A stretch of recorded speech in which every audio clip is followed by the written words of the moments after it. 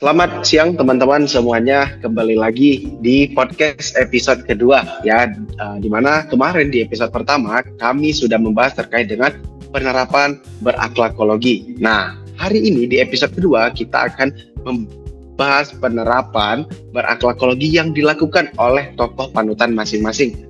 Oke, nanti di akhir episode juga kita akan menentukan siapa nih tokoh panutan yang akan kami pilih sebagai tokoh panutan dari kelompok kami. Oke. Nah, nanti teman-teman kita akan mendengarkan pemaparan dari teman-teman yang ada di sini ya. Sebelum itu nanti kita akan memperkenalkan diri itu juga. Nanti teman-teman akan mendengarkan penerapan berakhlak dari tokoh panutan masing-masing. Oke. Kalau begitu kita akan perkenalan diri terlebih dahulu. Mungkin dimulai dari saya. Mungkin ada teman-teman yang tidak nonton episode pertama, langsung ke episode kedua, kami akan memperkenalkan diri lagi. Saya Muhammad Maulana, asal saya dari unit kerja saya di BJKW 1 Banda Aceh. Mungkin silakan Kak Kanita. Halo semua, nama saya Kanita Husna Ismail dari BWS Sumatera 1. Silakan Mas Bagus. Halo semuanya, saya Muhammad Bagus Setiakawan dari BWS Sumatera 5 Padang. Semoga kita sehat selalu.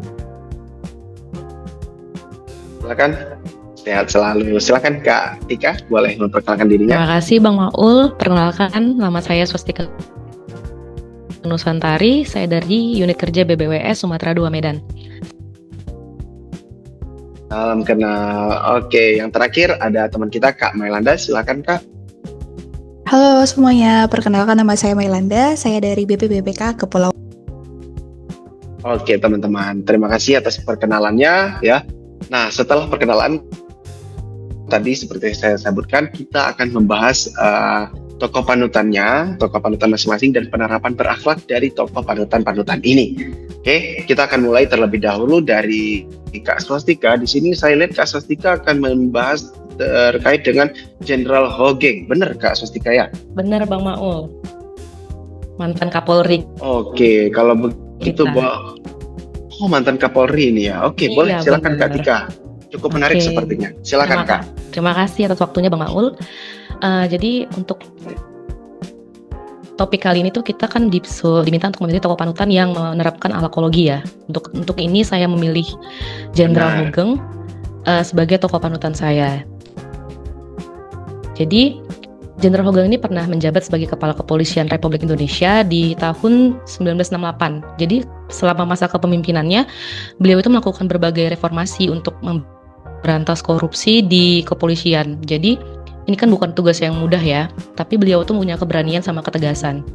Lalu kenapa sih beliau begitu istimewa? Karena di tengah-tengah keraguan masyarakat pada saat itu kepada aparat, sosok beliau ini hadir sebagai simbol kejujuran, keberanian, dan integritas juga.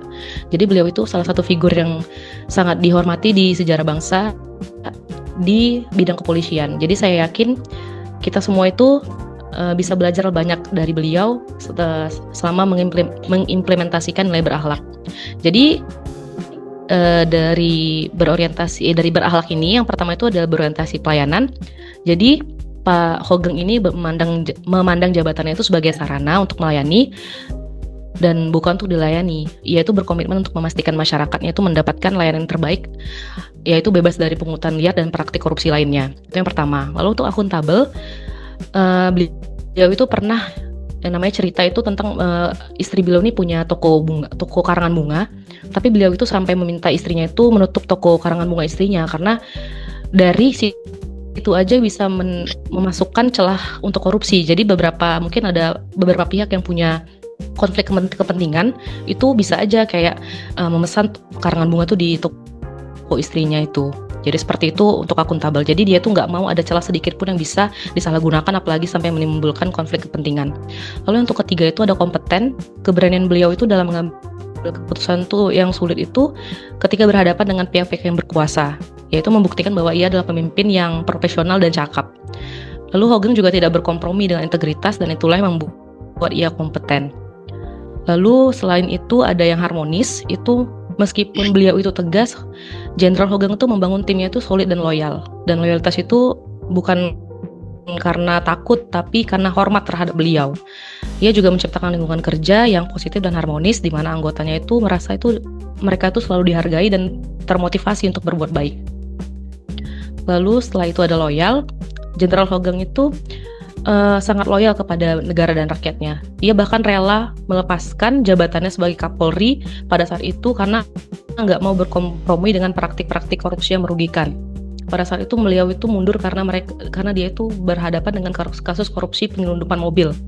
Lalu setelah itu untuk adaptif, Jenderal Hogang itu berani melakukan perubahan drastis dalam institusinya yang menghadapi tantangan baru. Seperti kejahatannya itu udah terorganisir, korupsinya itu semakin mengakar. Jadi dia itu tidak takut berinovasi dan beradaptasi dengan kondisi yang udah ada.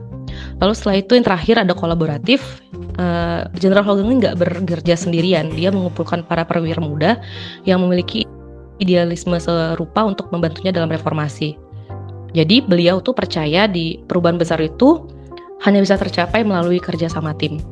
Jadi menurut saya itu Jenderal Hogang itu adalah teladan nyata bagi para aparatur sipil negara ya. Jadi ia itu menunjukkan bahwa integritas, kejujuran, dan keberanian adalah modal utama untuk menjadi pelayan masyarakat yang sejati.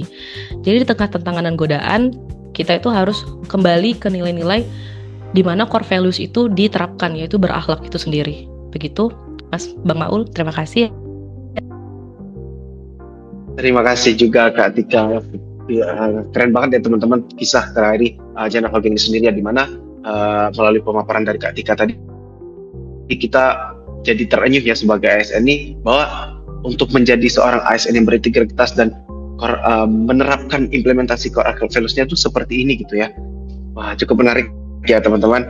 Oke, tapi tidak kalah menarik juga nanti kita akan dengarkan pemaparan yang kedua dari Kak Mailanda. Di sini saya lihat Kak Mailanda akan membahas terkait dengan RA Kartini, Raden Ajeng Kartini ya. Wah, ini cukup menarik juga sepertinya ya, tokoh panutan dari Kak Mailanda, di mana Kak RA Kartini ini cukup terkenal dengan habis gelap terbitlah terang ya. Boleh, silakan Kak Mailanda coba dijelaskan ke kita nih bagaimana tokoh panutannya dan penerapan praktiknya. Oke, terima kasih waktunya Bang Maul. Pasti teman-teman juga nggak asing dengan nama RA Kartini. Raden Ajeng Kartini ini lahir pada 21 April di Jepara, adalah seorang tokoh pahlawan nasional Indonesia yang dikenal dengan perjuangannya dalam memperjuangkan emansipasi wanita. Nah, RA Kartini itu berasal dari kalangan bangsawan Jawa yang memiliki akses pendidikan. Meskipun dilarang melanjutkan pendidikan tinggi, RA Kartini memperjuangkan hak-hak perempuan, terutama dalam bidang pendidikan, melalui surat-suratnya yang kemudian diterbitkan dengan judul Habis Gelap Terbitnya Terang. Nah, teman-teman, nilai-nilai berakhlak yang dapat kita teladani dari kehidupan RA Kartini diantaranya yang pertama, berorientasi pada pelayanan. RA Kartini ini dikenal karena perjuangannya untuk meningkatkan akses pendidikan bagi perempuan di masa kolonial Belanda, saat perempuan pribumi seringkali terbatas pada peran domestik. Ia mendirikan sekolah untuk anak-anak perempuan di Jepara, yang memberikan fasilitas pendidikan dasar seperti membaca, menulis, keterampilan praktis. Tindakannya ini menunjukkan orientasi pelayanan karena berfokus pada kebutuhan masyarakat, khususnya saat zaman itu perempuan-perempuan, untuk mendapatkan fasilitas pendidikan yang dapat memberdayakan mereka. Yang kedua, akuntabel. Kartini ini secara konsisten mendokumentasikan gagasannya dan berbagi dengan pihak lain, seperti tokoh Belanda dan tokoh Jawa, untuk memastikan visi misinya tentang emansipasi wanita itu sendiri bisa dipahami dan didukung, dan saat ini terkumpul dalam surat-suratnya, yaitu Habis Gelap Terbitlah Terang. Ia juga bertanggung jawab atas sekolah yang didirikannya dengan memastikan pengelolaannya dilakukan dengan baik, meskipun waktu saat itu dananya terbatas, norma sosial dan kesehatan dia pun melemah. Yang ketiga ada kompeten. RA Kartini memiliki kompetensi dalam menulis, berpikir kritis, berkomunikasi lintas budaya. RA Kartini juga belajar bahasa Belanda secara otodidak, membaca literatur barat, dan memahami dinamika sosial di lingkungannya. Nah, kompetensi yang dimiliki oleh RA Kartini ini memungkinkannya untuk menyusun argumen yang kuat tentang emansipasi wanita saat itu. Selanjutnya adalah harmonis. R.A. Kartini dikenal mampu menjaga hubungan baik dengan keluarga bangsawan, masyarakat lokal, dan pihak Belanda. Meskipun pandangannya tentang emansipasi dianggap radikal pada masanya, R.A. Kartini menunjukkan sikap emansipasi dan penghargaan terhadap orang lain, seperti ia mendengarkan keluhan perempuan di sekitarnya, atau berdiskusi dengan tokoh Belanda tanpa memusuhi mereka. Ia mencerminkan kemampuan menciptakan harmoni di tengah perbedaan. Selanjutnya, loyal. Kartini menunjukkan loyalitas pada visinya untuk memajukan perempuan dan bangsanya, meskipun menghadapi tekanan dan menyesuaikan diri dengan norma patriarki saat itu. Ia tetap setia pada cita-cita emansipasi dan pendidikan. Saat itu, Kartini hidup di era ketika perempuan memiliki ruang gerak yang terbatas. Namun ia harus beradaptasi dengan memanfaatkan korespondensi dan pendidikan informal untuk menyuarakan gagasannya. Dari sini, kita tahu kalau R.A. Kartini beradaptasi dengan konteks budaya Jawa dan tetap menghormati tradisi sambil memperkenalkan ide-ide baru. Yang terakhir, kolaboratif. Kartini berkolaborasi dengan berbagai pihak, termasuk sahabat penanya di Belanda, keluarganya, dan tokoh-tokoh lokal. Kolaborasi ini memungkinkan Kartini untuk mendapatkan sumber daya seperti buku dan dana, serta memperluas jangkauan gagasannya. Ia juga melibatkan masyarakat lokal dalam mengelola sekolah dan menunjukkan semangat kerja untuk tujuan bersama. Nah, kurang lebih itu yang bisa kita nilai, yang kita bisa teladani dari nilai-nilai R.A. Kartini. Wah, saya kalau mendengar ibaratnya ya, berapa kali pun kita mendengar kisah R.A. Kartini ini, itu tidak akan pernah habis-habisnya dan kita pasti selalu akan merasa, wah ini nih penerapan berakhlak sebenarnya gitu ya. Jadi kalaupun ini kan cerita R.A. Kartini ini kan bukan cuma sekali ya kita dengar teman-teman ya. Jadi walaupun kita dengar berkali-kali, tetap aja bahwasanya penerapan berakhlak dari Kartini patut juga kita contoh. Nah, selanjutnya akan ada pemaparan dari Kak Konita untuk tokoh panutannya. Mungkin tadi kita ke tokoh-tokoh yang tokoh-tokoh pahlawan nasional yang sudah cukup lama ya. Nah, kita beralih ke tokoh saat ini nih. Kak Konita di sini akan membahas Najwa Shihab atau kita kenal dengan Mbak Nana ya, Mbak Konita ya. Oke, mungkin boleh Mbak Konita silakan dijelaskan terkait dengan Mbak Najwa Shihab ini dan bagaimana penerapan berakhlak dari beliau. Silakan. Iya, kita sering sekali mendengar Mbak Nana ini ya di televisi nasional kita. Kita juga tahu Benar. acara yang dia miliki dan semua orang pasti sudah pernah menontonnya juga, itu Najwa Shihab, Mata Najwa. Nah, sebelum itu ayo kita kenalan dulu sedikit tentang Kak Najwa Shihab ini. Beliau adalah jurnalis dan presenter Indonesia yang lahir di Makassar 16 September 1977. Beliau juga memulai karirnya di Metro TV pada tahun 2000-an dan saat ini sudah mendirikan media independen narasinya sendiri.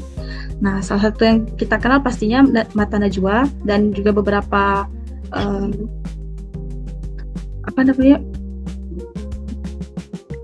yang sekarang sudah juga ada di platform digital sosial media. Beliau juga beliau terkenal karena menampilkan wawancara yang kreatif dan mendalam bersama tokoh-tokoh penting Indonesia. Kita pasti sudah pernah tahu juga. Selain di jurnalistik, beliau juga bergerak di gerakan sosial dan pendidikan seperti Saya Perempuan Anti Korupsi dan Indonesia Mengajar. Nah, beberapa contoh nilai-nilai berakhlak yang beliau terapkan di kehidupannya adalah salah satunya di berorientasi, beliau sangat konsisten untuk menghadirkan informasi yang aktual, bermanfaat untuk khalayak publik melalui program Mata Najwa dan platform digital lainnya. Tujuannya untuk memberikan wawasan, memantik diskusi yang hangat, dan memberikan edukasi kepada masyarakat, terutama isu-isu dan pendidikan serta integritas. Untuk akuntabel sendiri, Najwa Shihab sangat menjaga kredibilitasnya sebagai jurnalis yang selalu memastikan kebenaran dari informasi yang dia berikan. Dia juga selalu memverifikasi narasumber yang dia undang dan menyampaikan fakta secara terbuka. Jadi semua informasi yang dia berikan bisa dipertanggungjawabkan. Untuk kompeten sendiri, beliau mendapatkan beasiswa ya untuk jurusan hukum di Australia. Kita bisa lihat bagaimana kompetennya beliau. Lalu juga teknik penguasaan wawancara beliau, cara kemampuan analisis beliau yang cukup tinggi, sehingga semua informasi yang diberikan itu tidak kosong tapi sangat berilmu untuk kita semua. Lalu untuk harmonis, meski dalam pembawaan acaranya itu topiknya sangat sensitif, beliau selalu menjaga agar ruang diskusi itu tetap terbuka dan aman bagi semua pihak yang berbicara. Beliau juga selalu mengundang beragam narasumber dari berbagai latar belakang yang berbeda-beda untuk berdialog bersamanya. Dari sisi loyal, beliau itu bisa dilihat dari komitmennya berjuang untuk kebebasan pers atau kualitas demokrasi Indonesia. Beliau juga sangat teguh untuk para misi jurnalisnya itu, yaitu menjaga agar tidak ada kontroversi atau tidak terlibat dalam info-info yang tidak benar.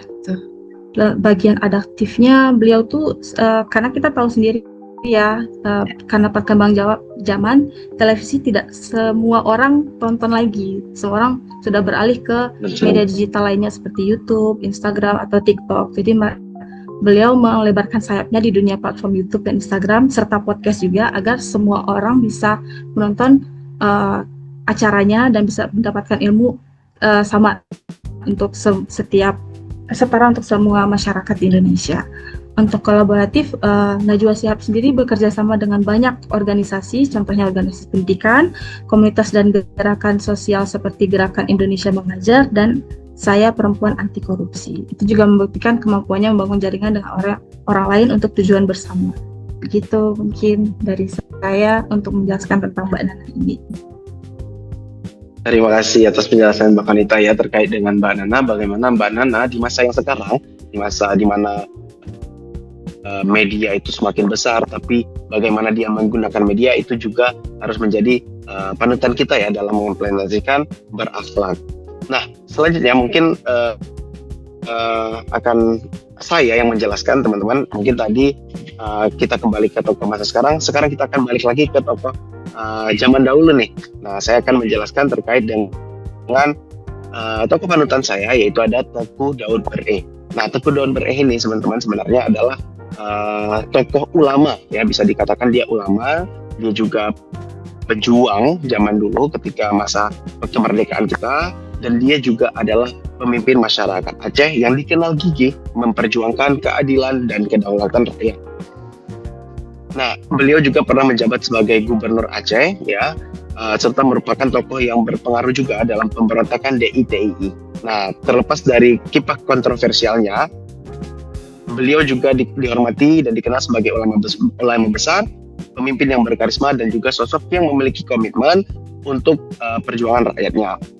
Nah, kita akan membahas penerapan core value berakhlak ini dari seorang Teuku Daud Bereh, di mana di berorientasi pelayanan, beliau ini selalu mengutamakan kepentingan rakyatnya, baik dalam perjuangan kemerdekaan maupun setelahnya.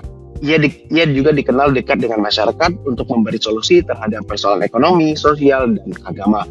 Nah, untuk poin akuntabel, beliau ini adalah orang yang dikenal memegang teguh amanah yang diberikan kepadanya, baik ketika beliau sebagai gubernur maupun sebagai ulama. Keputusan-keputusan yang diambil juga selalu mempertimbangkan kepentingan rakyat dan juga prinsip syariat Islam.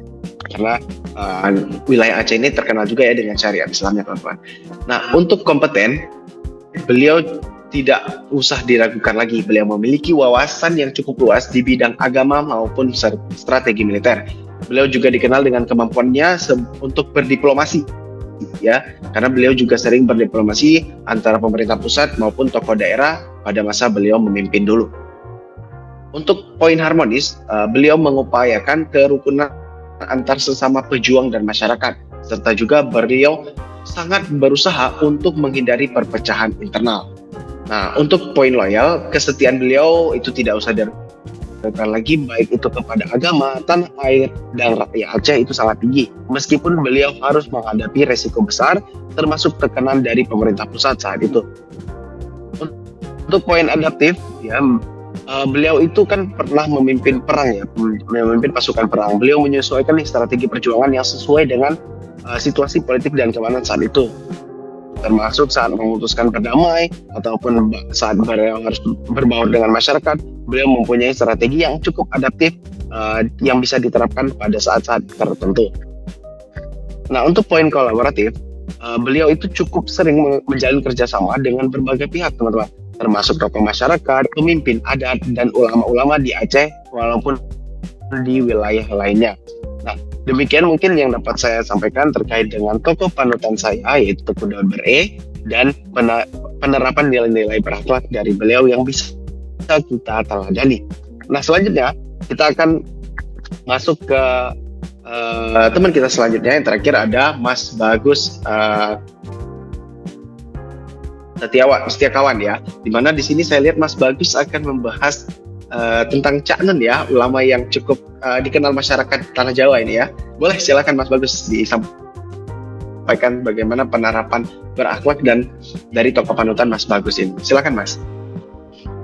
Baik, terima kasih. Barangkali ada yang belum tahu dengan sosok Cak Nun, nanti ada gambarnya di atas kita ini. Cak Nun ini memang cukup terkenal ya, terutama di Pulau Jawa. Jadi MH Ainun Nadjib atau Cak Nun adalah seorang budayawan, penulis, dan pemikir yang dikenal luas melalui karya sastra, musik, teater, dan forum pembelajaran publik. Bagi saya, ia layak diteladani terkait nilai berakhlak karena konsistensinya menghidupkan nilai kemanusiaan, kejujuran, harmoni, dan kolaborasi lintas batas. Sikapnya yang berani menyuarakan kebenaran, komitmen pada pendidikan masyarakat, dan keteguhan memegang prinsip menjadikannya figur panutan baik dalam dunia seni maupun kehidupan sosial. Kemudian, adapun penerapan core values ASN dalam karya dan pemikiran Cak Nun, yang pertama untuk nilai berorientasi pelayanan. Melalui gerakan Ma'iyah, Cak Nun membuka forum dialog setara yang telah berlangsung di berbagai kota di Indonesia sejak 1993. Bayangkan, berarti itu udah berapa tahun? Sekitar 32 tahun ya. Nah, forum ini tidak memungut biaya, memberi ruang bagi siapapun untuk berbagi dan menjawab kegelisahan masyarakat dengan bahasa sederhana. Kemudian untuk nilai akuntabel, dulu Cak Nun pada tahun 1989 pernah menyelenggarakan drama yang berjudul Lautan Jilbab. Ia mengkritik kebijakan pemerintah yang melarang penggunaan jilbab di sekolah dan instansi tertentu. Karya ini menjadi simbol pertanggungjawaban moral seorang seniman terhadap suara publik, sekaligus bukti keberanian menyuarakan kebenaran lewat medium seni pertunjukan. Kemudian untuk nilai kompetensinya terlihat dari kemampuannya meramu isu sosial, politik, dan budaya menjadi narasi yang mudah dipahami semua kalangan. Buku-bukunya seperti kumpulan esai dan kritik sosial memadukan referensi agama, sejarah, dan sastra sehingga pesannya dapat diterima oleh audiens yang beragam. Kemudian untuk nilai harmonis, forum Ma'iyah ini rutin mempertemukan tokoh dari beragam agama, etnis, dan profesi sehingga bisa menciptakan ruang yang aman untuk berdialog. Kemudian untuk nilai loyal, dalam wawancaranya dengan Tempo, ia menceritakan penolakannya terhadap tawaran jabatan politik, bahkan dari pihak yang menawarkan posisi strategis demi menjaga integritas dan kebebasan berpikir. Kesetiaannya pada prinsip kebenaran menjadi cermin loyalitas sejati, bukan pada kekuasaan tetapi pada nilai-nilai yang diyakini. Kemudian untuk nilai adaptif, Cak Nun telah menulis lebih dari 50 buku, menciptakan ratusan lagu bersama Kiai Kanjeng, menulis belasan novel, puluhan kritik sosial, serta memproduksi berbagai pementasan teater. Ia juga memanfaatkan kanal digital seperti YouTube dan media sosial untuk menjangkau generasi muda dan menyesuaikan metode dakwah kultural dengan perkembangan zaman. Kemudian yang terakhir yaitu nilai kolaboratif. Gerakan Ma'iyah melibatkan seniman, akademisi, tokoh agama, dan masyarakat umum secara setara. Cak Nun berperan sebagai fasilitator, bukan sekedar narasumber yang mendengar setiap suara dan mengintegrasikan kontribusi semua pihak. Pendekatan ini membentuk ekosistem budaya yang hidup dan dari partisipasi bersama, bukan dari dominasi satu tokoh. Semoga kita sebagai ASN bisa meneladani tokoh-tokoh idola kita. Itu sih Mas dari saya. Terima kasih. Wah, terima kasih Mas Bagus ya atas penjelasannya terkait dengan penerapan berakhlak dari tokoh panutannya, yaitu Cak Nun ya, seorang ulama dan seniman juga ya Mas Bagus ya. Oke teman-teman, sudah kita dengar nih penjelasan dari kelima narasumber di sini ya, termasuk saya tadi. Masing-masing berbeda-beda bagaimana penerapan berakhlaknya di instansi masing-masing atau di ranah masing-masing. Walaupun demikian, masing-masing juga mempunyai bagaimana dia menerapkan core values berakhlaknya di ranah masing-masing. Nah, menurut teman-teman nih, kira-kira di antara kelima tokoh ini, ya, siapa nih yang bisa kita jadikan tokoh panutan teladan dari kelompok kita, teman-teman? Mungkin ada pendapat yang ingin disampaikan, boleh silakan, siapa? Oh ya, silakan Mbak. Silakan. Kalau menurut Silakan dulu, siapa dulu nih ya? Menurut saya Nggak apa-apa, sih Mbak Tika dulu boleh, silakan. Era Kartini ya, Ya. Bang Maul, karena beliau itu memang udah jelas ya, tadi udah disampaikan oleh Mbak Mailanda itu gimana penerapannya itu udah sangat-sangat untuk masyarakat, ke lapisan masyarakat terutama perempuan itu sangat-sangat nyata. Nah, kayak gitu sih Bang Maul. Jadi saya Mungkin ada pendapat lain tadi Kak Konita ya sepertinya. Boleh Kak Konita? Kalau saya sendiri Jenderal Hugeng ya, karena beliau dengan teguhnya masih berpegang teguh dengan tidak mau korupsi gitu. Jadi sampai dia menutup toko istrinya, lalu keluar, bahkan turun dari jabatannya, itu luar biasa. Iya, aku juga setuju nih sama Jenderal Hugeng mungkin. nih. Kalau menjadi panutan sebagai apa ya? Di zaman sekarang ini harus ada Jenderal Hugeng selanjutnya kayaknya ya.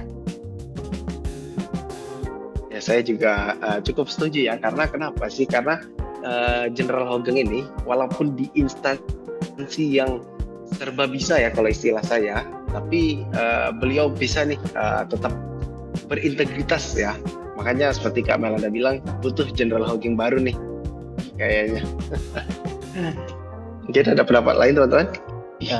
Kalau saya lebih mengidolakan era Kartini ya, karena memang mungkin nilainya itu udah dikenal secara universal.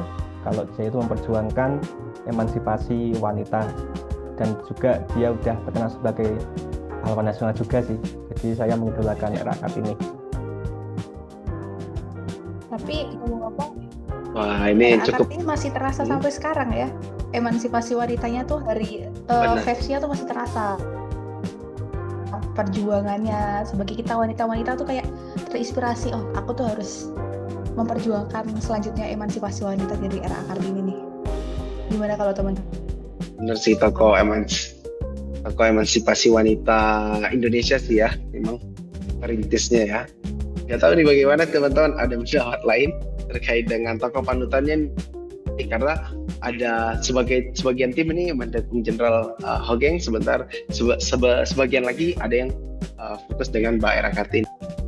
Oke, tadi kita udah udah berdiskusi. Tadi ada yang pro ke Era Kartini, ada juga yang pro ke Jenderal Hugeng. Nah, kira-kira nih siapa nih ya tokoh panutan yang terbaik untuk kita nih teman-teman? Coba kita lakukan vote dulu ya. Yang vote Era Kartini boleh angkat tangannya. Oke, ada satu orang, berarti ada dua orang nih yang resen ya, ada Kak Tika sama Kak Konita. Berarti coba yang vote Jenderal Hugeng sudah pasti ada 3 orang. Satu lagi Mas Bagus absen Mas.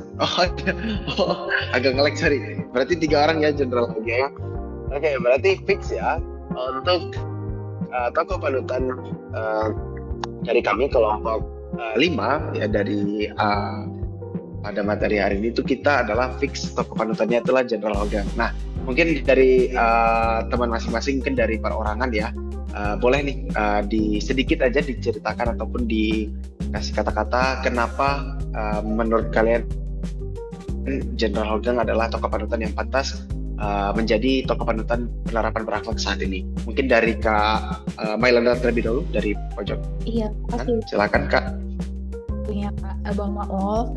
Sebenarnya kita tuh di zaman sekarang butuh sosok Hougang, terutama untuk di pemerintahan ya. Untuk semua ASN tuh lebih ke meneladani sifat-sifat beliau gitu. Oke, silakan mungkin Kak Kanita. Ya, setuju dengan Kak Mai, di mana di era yang sekarang ini kita benar-benar butuh bisa meneladani keteguhan beliau, di mana keinginan beliau untuk terus jujur dan tidak mengambil korupsi dan teman-teman lainnya itu sangat luar biasa sih. Oke, mungkin dari Kak Mas Bagus. Iya, setuju saya, Mas.